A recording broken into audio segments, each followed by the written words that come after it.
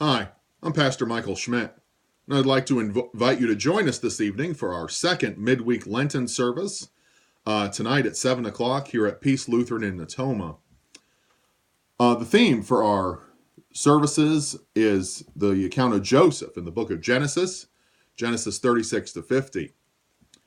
As you may notice, the account is actually quite long, and so one of the goals of these videos is to kind of fill in the gaps of what's happening in between our sermon, text and sermon from Ash Wednesday to this Wednesday, and then as we go along.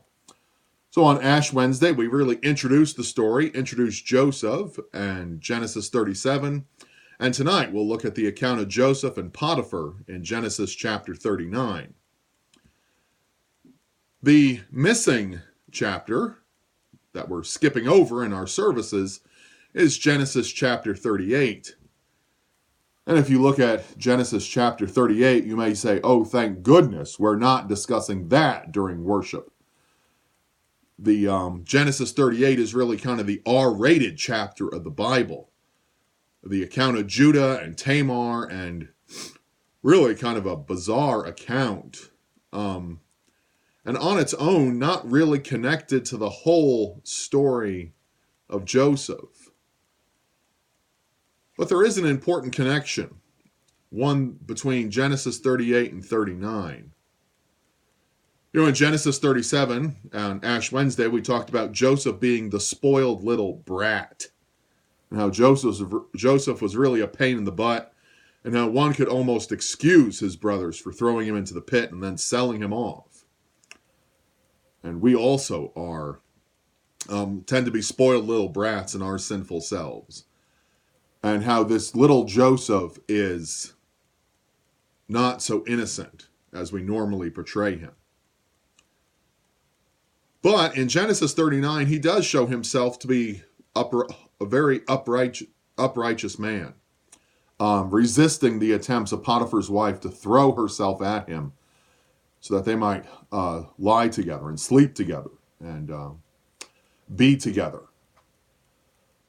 Genesis 38 is a very different story from Genesis 39. Genesis 38 is Judah sort of leaves his brothers after they sell Joseph, and then he goes down, he meets someone, takes a wife, they have 3 sons, and then it's time for the sons to find wives, and so they go and they find this wife, Tamar, and the first 2 sons are a bunch of jerks, and God strikes them dead for various offenses, both involving Tamar and not involving Tamar. And then Judah says, okay, well, the 3rd son is too young, just wait a while, and then I'll give him to you later.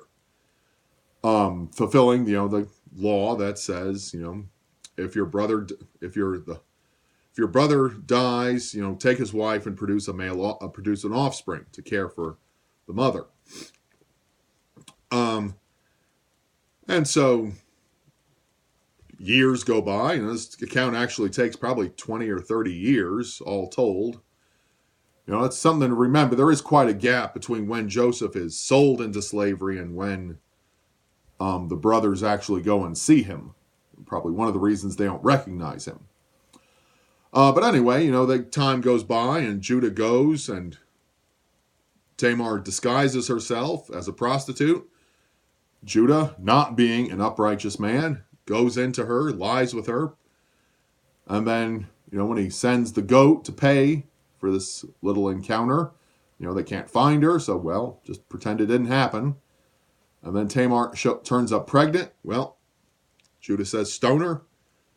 But before they stone her, she says, the father owns these. And it's the signet and the staff that Judah had given her as a sign, as a pledge that he would send the goat later. So really the contrast here, the connecting part is, this shows the brothers, Judah in particular, but the brothers on a whole, it shows their true colors. This isn't just a Joseph problem they have. This is a God problem they have. They are not faithful and uprighteous and holy men. They are just as spoiled little brats as Joseph is, just as spoiled little brats as all of us are.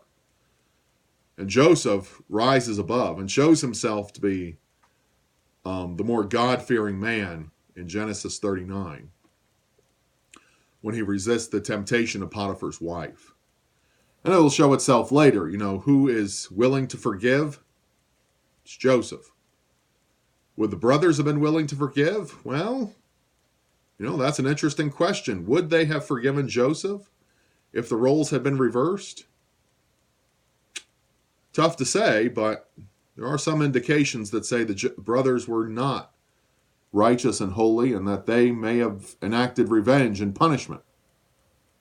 Whereas here, we see that Joseph does show himself to be more God-fearing than the brothers.